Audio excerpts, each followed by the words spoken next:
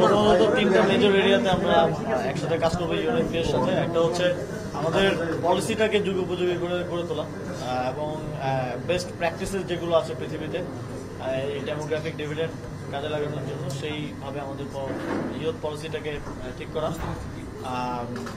একটা নির্দিষ্ট সময় পর ইয়ুথ পলিসি চেঞ্জেস করতে হয়, আপনারা জানেন, সেটাকে একটা সমন্বয়ের মাধ্যমে করা।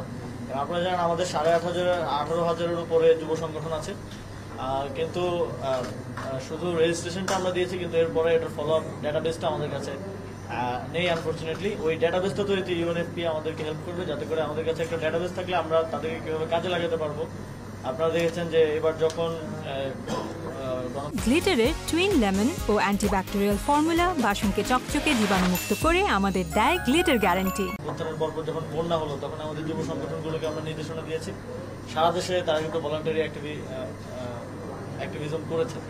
তো এক্ষেত্রে ডেটাবেসটা থাকলে আমরা তাদেরকে আরো অনেক ন্যাশনাল ক্রাইসিস থেকে শুরু করে আরো অনেক ন্যাশনাল গুরুত্বপূর্ণ কাজে আসলে কাজে লাগাতে পারবো। সেই জন্য এই ডেটাবেসটা তৈরি করা হবে। এর বাইরেও আরেকটা গুরুত্বপূর্ণ এরিয়া হচ্ছে আমাদের দেখা যায় একদম প্রত্যন্ত অঞ্চলেও খুব নতুন ভালো ভালো আইডিয়াস জেনারেট করতেছে আমাদের ইয়াং পপুলেশন, কিন্তু ওইটাকে আমরা মেইনস্ট্রিম করতে পারতেছি না। তাদের সাথে আমাদের ওই যোগাযোগ, ওই কমিউনিকেশনটা নেই। ওইটা ডেভেলপ করার জন্য আমরা পলিসি ওইভাবে তৈরি করবো এবং এটাতে ইউএনএফপি আমাদেরকে সহায়তা করবে।